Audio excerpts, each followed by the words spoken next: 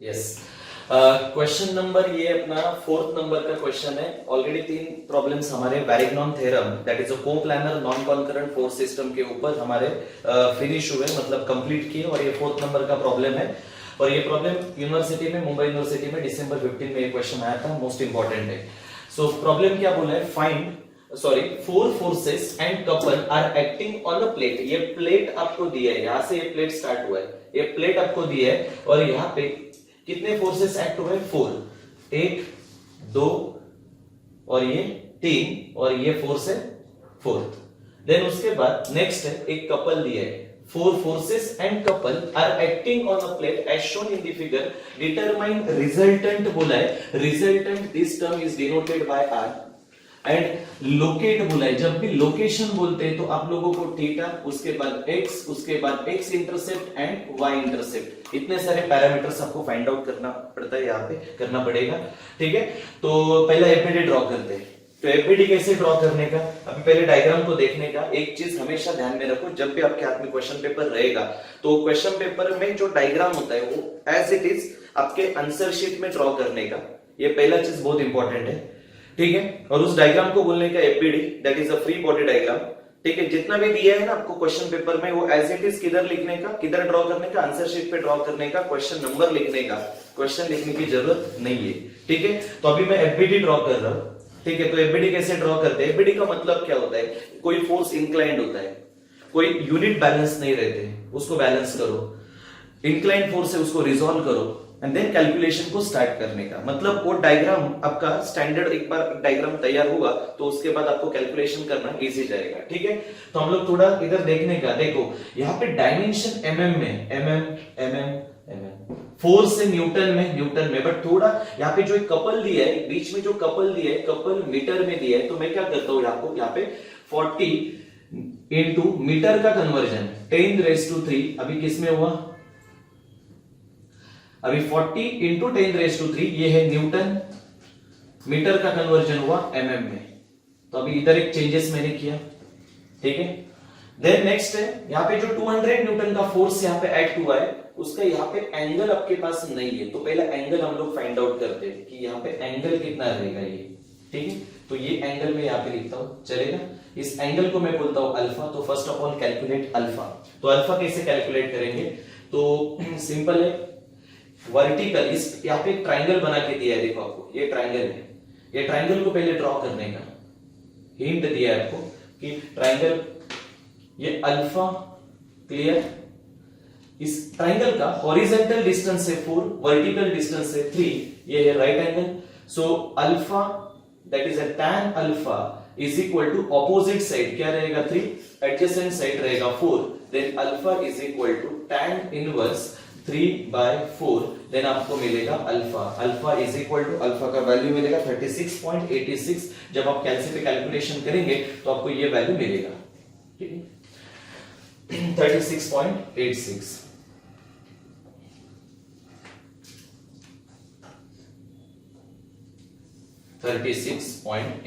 Degree. अब ये 200 Newton ये पॉइंट पे एक्ट हुआ है, 40 न्यूटन इधर एक्ट हुआ है, देन 100 न्यूटन यहाँ पे एक्ट हुआ है। मैं इसको थोड़ा हाईलाइट करता हूँ जहाँ पे फोर्सेस है। ठीक है, अब ये 4 फोर्सेस अलग अलग पॉइंट में से पास हुए, तो इसलिए इस फोर्स सिस्टम को हम लोग बोलेंगे non concurrent force system.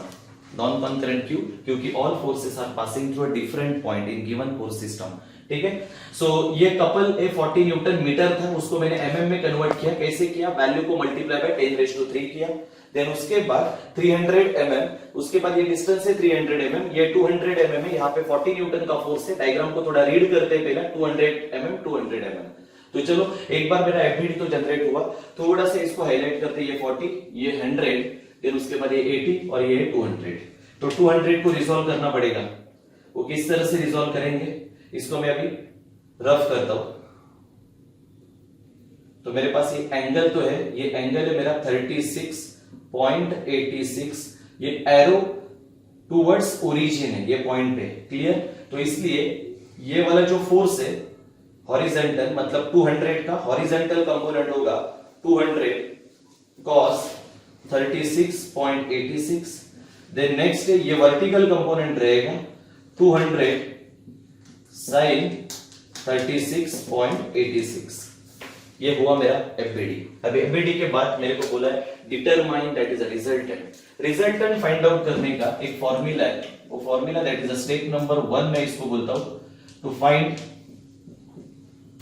Magnitude of resultant force, magnitude of resultant force. This term is denoted by R. So R का फॉर्मूला है R is equal to under root summation fx square plus summation fy square. तो summation fx पहला calculate करते हैं। summation का मतलब है addition करना, f का मतलब है फोर्स और x का मतलब है x डायरेक्शन वाले फोर्सेस का क्या करने का समेशन। बट समेशन का रूल होता है राइट साइड वाला फोर्स हमेशा पॉजिटिव रहेगा, लेफ्ट साइड वाला फोर्स नेगेटिव होगा। तो सिस्टम के अंदर यहां से मैं स्टार्ट करता हूं, किधर से भी स्टार्ट करूं आपके ऊपर है।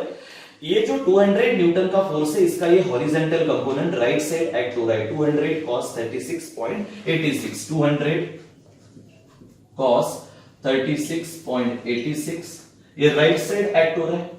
देन उसके बाद देखने का ये सेकंड नंबर का फोर्स है 40 न्यूटन का, ये वर्टिकल एक्ट हो रहा है, लेकिन मैंने बोला है समेशन किसका करने का x का, तो इसको नहीं लेने का। फिर यहाँ पे 100 न्यूटन का फोर्स है तो मैं यहाँ पे लिख रहा हूं प्लस 100, ठीक है, राइट साइड एक्ट हो रहा है। ये वर्टिकल डायरेक्शन में दैट इज अ डाउनवर्ड, ये अलोंग y, ये अलोंग y, ये x था मैंने ले लिया, ठीक है।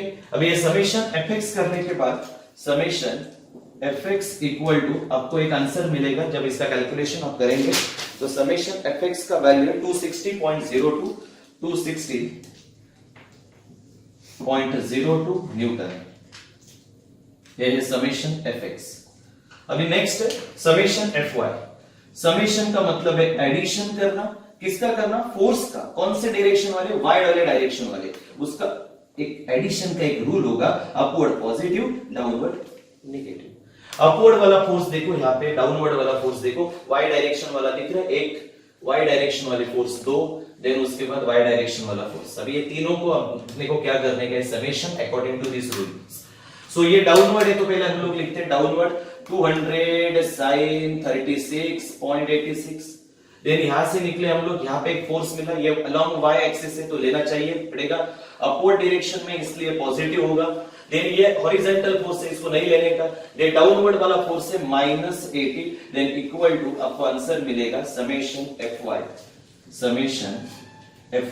इक्वल टू समेशन fy का वैल्यू आपको मिल रहा है -159.97 न्यूटन। अब कैलकुलेशन करो आपको ये आंसर मिलेगा। समेशन fx हुआ बेटा, समेशन fx हुआ, समेशन fy हुआ, put all this value, this two values in this equation, then you will get resultant. So resultant R equal to under root summation fx that is 260.02 का square बोला है, summation fx का value मैंने यहां पे put किया, उसका square बोला मैंने स्क्वायर कर दिया। देन नेक्स्ट है समेशन fy 159.97 का स्क्वायर, देन r इक्वल रिजल्टेंट का वैल्यू आपको मिल रहा है 305.28 न्यूटन। तो ये final answer resultant that is a magnitude. एक चीज आपको क्लियर बोलता हूं कि ये जो प्लेट है, प्लेट के ये वाले कोने पे, ये वाले कोने पे, ये कॉर्नर पे, ये कॉर्नर पे फोर्सेस एक्ट हुए, तो इन सबका मिला के ये सारे फोर्स को एडिशन करने के बाद, ठीक है, एक रिजल्टेंट फोर्स सिस्टम के ऊपर एक्ट होता है। मतलब चारों का एडिशन करने के बाद ये क्या किया हम लोगों ने, समीशन करके ही मिला है ना, तो पूरा प्लेट के ऊपर एक सिंगल फोर्स अभी एक्ट हो रहा है। Total force acting on that given plate is 305। अभी इस अकेले फोर्स का पोजीशन क्या रहेगा, जब ये पूरे इन सब का एडिशन करने के बाद एक टोटल फोर्स आपके सिस्टम के ऊपर एक्ट हो रहा है, वो है 305। फिर इसका पोजीशन कैसे कैलकुलेट करने का, तो हम लोग स्टार्ट करते हैं स्टेप नंबर सेकंड। स्टेप 2 मैंने यहां पे लिखा है step 1 to find magnitude that is resultant. Similarly step 2 क्या रहेगा, direction of resultant force, direction of resultant force. So direction of resultant force formula है मेरा थीटा इज इक्वल टू, अपने पास फॉर्मूला क्या रहेगा, फॉर्मूला सब लोगों को पता है, tan inverse summation fy upon summation fx। तो theta is equal to that is a tan inverse summation fy minus 159.97, then summation fx का वैल्यू है 260.02, इसमें वैल्यू पुट करने के बाद आपको मिलेगा theta, then theta is equal to minus 0.61 degree minus 0.61 degree, ये आपका थीटा का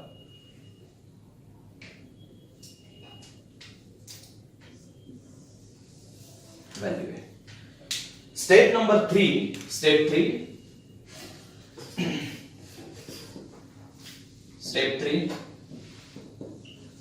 to find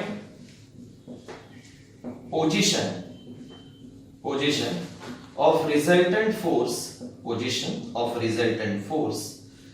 with respect to क्या बोला है a, तो with respect to क्या लिखेंगे हम लोग a। तो मेरा एप्लीकेशन देखो, एक सेकेंड, लोकेशन बोला है फाइंड आउट करने के लिए, तो आपके पास एक फॉर्मूला है जो लास्ट 3 प्रॉब्लम में हम लोगों ने यूज किया था नॉन कॉन्करेंट फोर्स सिस्टम का। जब आप रिजल्टेंट फाइंड आउट करते हो तो आपको उसका पोजीशन फाइंड आउट करने के लिए एक थ्योरम अप्लाई करना पड़ता है जिसका नाम है वेरिग्नॉन थ्योरम। तो वेरिग्नॉन थ्योरम का फॉर्मूला होता है summation moment about origin into x. अभी सिंपल है, resultant force with respect to A बोला है, तो हम लोग यहाँ पे क्या लिखेंगे, ओरिजिन का नाम क्या लिखेंगे, ए लिखेंगे। तो आर है आपके पास, यस, फिर एम ए नहीं है, मेरे को क्या चाहिए, एक्स का वैल्यू फाइंड आउट करने के। तो हम लोग क्या करेंगे, summation M A equal to, summation का मतलब मैंने लास्ट वाले प्रॉब्लम में बोला था एडिशन करना, एम का मतलब है मोमेंट, और मोमेंट का मतलब होता है फोर्स इनटू परपेंडिकुलर डिस्टेंस, और ए का मतलब है ओरिजिन, मूवमेंट का मतलब है फोर्स इनटू परपेंडिकुलर डिस्टेंस, और समेशन करते हैं हम लोग तब हमेशा एक बात चीज ध्यान में रखने का, क्लॉकवाइज मूवमेंट को पॉजिटिव लिखने का, और एंटी क्लॉकवाइज, जो क्लॉकवाइज घूमेगा वो पॉजिटिव लेने का, और जो एंटी क्लॉकवाइज है वो नेगेटिव। जब आप लोग स्टैटिक्स का स्टडी करते हो इंजीनियरिंग मैकेनिक्स में, तो स्टैटिक्स में ना ये 3 चीज बहुत इंपॉर्टेंट है, एक है समेशन एफएक्स, दूसरा चीज है समेशन एफवाई, ठीक है, एंड देन थर्ड वाला चीज है समेशन एमए। क्लियर? तो ये तीनों का बेसिक रूल आपके दिमाग में होना चाहिए, ठीक है, सो माइंड में होना चाहिए, तो ही आप प्रॉब्लम सॉल्व कर सकते हो। तो summation MA that is M, M का मतलब पूरे स्टैटिक्स में ये एम बहुत इंपॉर्टेंट है, एम का मतलब है फोर्स इनटू परपेंडिकुलर डिस्टेंस, 10 बार बोलने का, फोर्स इनटू परपेंडिकुलर डिस्टेंस, तो आपको मतलब इसका फॉर्मूला बाय करो क्योंकि फोर्स इनटू परपेंडिकुलर डिस्टेंस। अभी एक पॉइंट पे तेरे को मोमेंट लेने का है, ठीक है, तो स्टार्ट करते हैं। देखो यहाँ पे ना एक चीज मैंने आपको लास्ट वाले प्रॉब्लम में बोला था, लास्ट वाला प्रॉब्लम जो थर्ड प्रॉब्लम था उसमें बोला था कि जब भी फोर्स ओरिजिन में से पास होता है तो उसका मोमेंट नहीं लेने का, बिकॉज ऑफ उसको परपेंडिकुलर डिस्टेंस है नहीं, ठीक है, नहीं होता है, ठीक है। तो स्टार्ट करते हैं, अभी टोटल फोर्स से 1, देन उसको थोड़ा हाईलाइट करते हैं 2, देन नेक्स्ट 2, देन 3, एक कितने फोर्स हुए, 1 2 1 2 3 एंड 4, और यहाँ पे और एक फोर्स है, इसके 2 कंपोनेंट है ना, तो इतने सारे मोमेंट्स रहेंगे। अभी स्टार्ट करते हैं, summation F M A about, यहाँ पे कुछ तो साइड में दिख रहा है मेरे को, ऑलरेडी एक कपल दिया है, उसको पहले ले लेते हैं, वो क्लॉकवाइज है ना बेटा, तो क्लॉकवाइज क्या करने का, प्लस, तो डायरेक्ट मूवमेंट है 10⁻3, उसको परपेंडिकुलर डिस्टेंस की जरूरत नहीं, मूवमेंट दिया है, ये इस यहाँ पे मेरे को समझ में आ रहा है, मेरे को न्यूटन दिया है कि नहीं, न्यूटन एमएम बोला है, न्यूटन एमएम बोलेगा तो मूवमेंट है। देन नेक्स्ट है, अभी ये 80 न्यूटन का जो फोर्स है, ये फोर्स इसका ए तक का डिस्टेंस, अभी 80 इंटू ए तक का डिस्टेंस, परपेंडिकुलर डिस्टेंस है 300। अभी ये कैसे रोटेट होगा, एंटी क्लॉकवाइज डायरेक्शन में रोटेट होगा, एंटी क्लॉकवाइज हम लोगों ने बोला है माइनस। अभी ये मूवमेंट किस तरह से रहेगा, यहाँ पे देखो एक स्टीयरिंग ड्रॉ किया मैंने, यस, स्टीयरिंग का ये यहाँ पे, क्लियर, चलो अभी सपोज इमेजिन कर मैं 80 न्यूटन का फोर्स, अभी 80 न्यूटन का फोर्स ए के लेफ्ट साइड में, तो लेफ्ट साइड में 80 इस तरह से एक्ट हो रहा है, क्लियर, ठीक है। इस जब मैं स्टीयरिंग को ए डायरेक्शन में फोर्स अप्लाई करेगा तो स्टीयरिंग कैसे रोटेट होगा, एंटी क्लॉकवाइज डायरेक्शन में रोटेट होगा। एंटी क्लॉकवाइज को क्या लेने का, माइनस लेने का, ये तेरा फोर्स 80 और उसका ए तक का डिस्टेंस है 300। देन उसके बाद इसको रफ करो, इसका काम हुआ। देन नेक्स्ट है, उसके साइड में यहाँ पे एक फोर्स है 100 न्यूटन का, अभी इस 100 न्यूटन को यहां से ऐसा उठाने का और यहाँ पे चिपकाने का, ठीक है, ये 100 न्यूटन का फोर्स। अभी इस 100 न्यूटन की फोर्स की वजह से मेरे ख्याल से ये स्टीयरिंग इस तरह से रोटेट होगा, ये क्लॉकवाइज रोटेट होगा। देखो ना, जब मैं स्टीयरिंग को इस तरह से फोर्स अप्लाई करेगा तो ये क्लॉकवाइज रोटेट होगा, ठीक है, तो इसका मतलब अबाउट ए जो मोमेंट होगा due to this 100 newton force, ये कैसे रहेगा, क्लॉकवाइज रहेगा। तो क्लॉकवाइज क्या लेने का, प्लस। अब ये क्लॉकवाइज प्लस मतलब पहला अभी मोमेंट का मतलब है फोर्स 100 और उसका परपेंडिकुलर डिस्टेंस ए तक का परपेंडिकुलर डिस्टेंस कितना है, 200। इसका काम हो गया 80 का, इसका भी काम हुआ, ये भी काम हो गया। अभी ये 40 न्यूटन का फोर्स है, ये 40 न्यूटन का फोर्स यहाँ पे ले लो।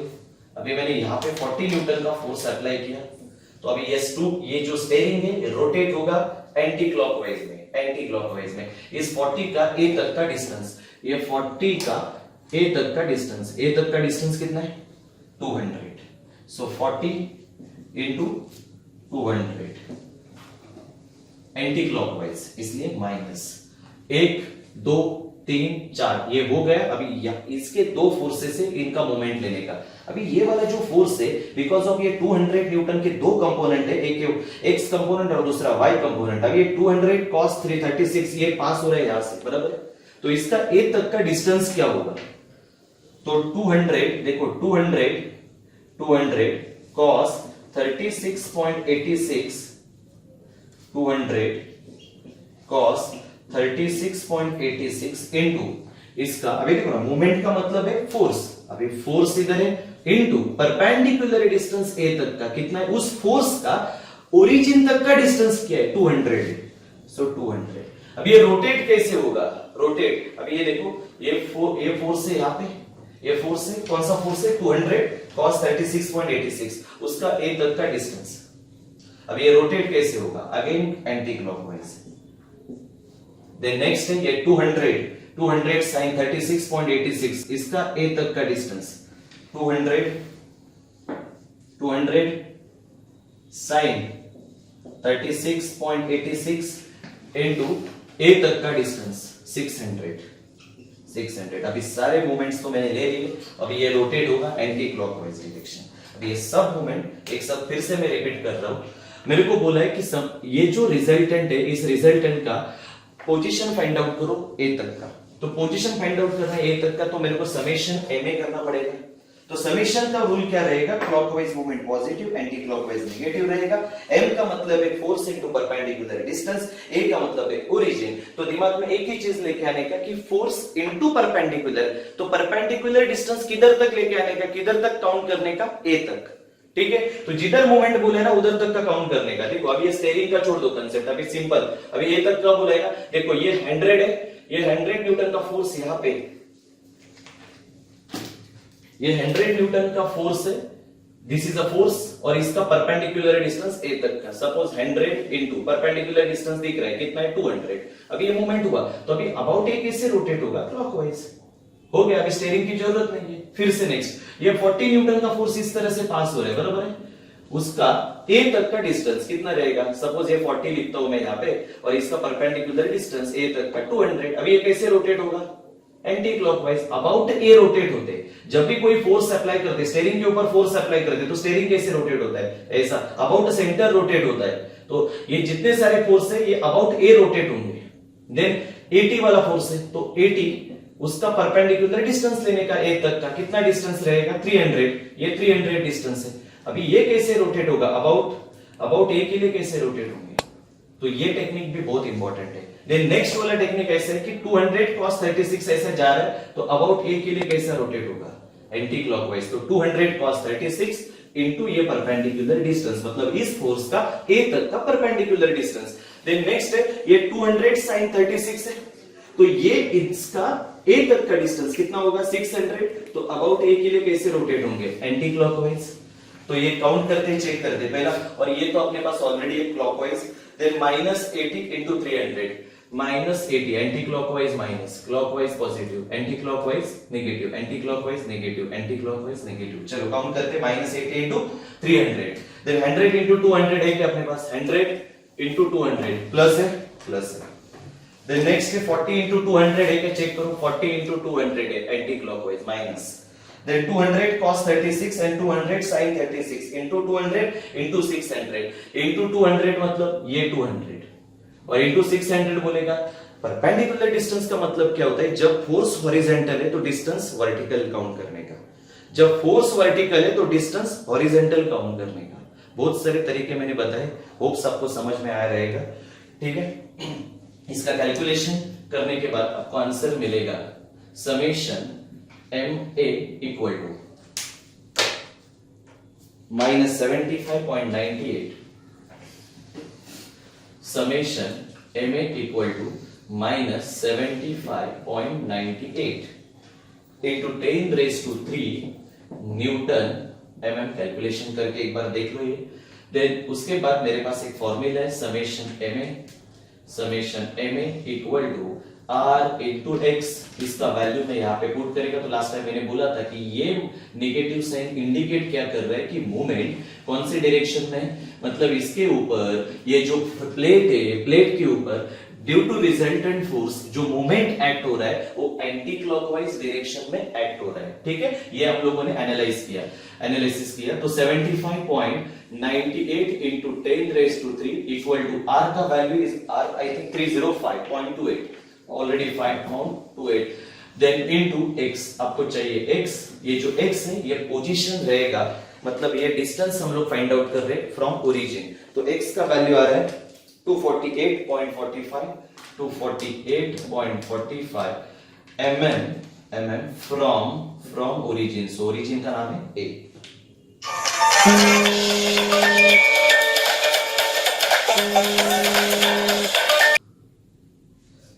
इसका कैलकुलेशन थोड़ा रॉन्ग है, इसको हम लोग पहले चेंज करते हैं। थीटा का वैल्यू है 31.60 डिग्री -31.60 डिग्री। क्लियर? सो ये था मेरा x 248.45। तो इधर तक आप लोगों को समझ में आ रहेगा, तो आप लोग एक काम करो, इसका स्क्रीनशॉट ले लो। ठीक है, अगर वीडियो पॉज करके इसको आप लोग पहला लिख दो, बाद में हम लोग इसके ऊपर मतलब जैसा मेरा x हुआ तो x के बाद क्या आता है, इधर तक प्रॉब्लम 90% 95% फिनिश हुआ है, 5% का सॉल्यूशन बाकी है, मतलब x इंटरसेप्ट और y इंटरसेप्ट। तो होप्स हम लोग वो भी कैलकुलेट करके लेते हैं। ठीक है, तो x इंटरसेप्ट स्टेप नंबर क्या रहेगा 3, step number 4 find x and y intercept. So x intercept का फॉर्मूला रहेगा x इंटरसेप्ट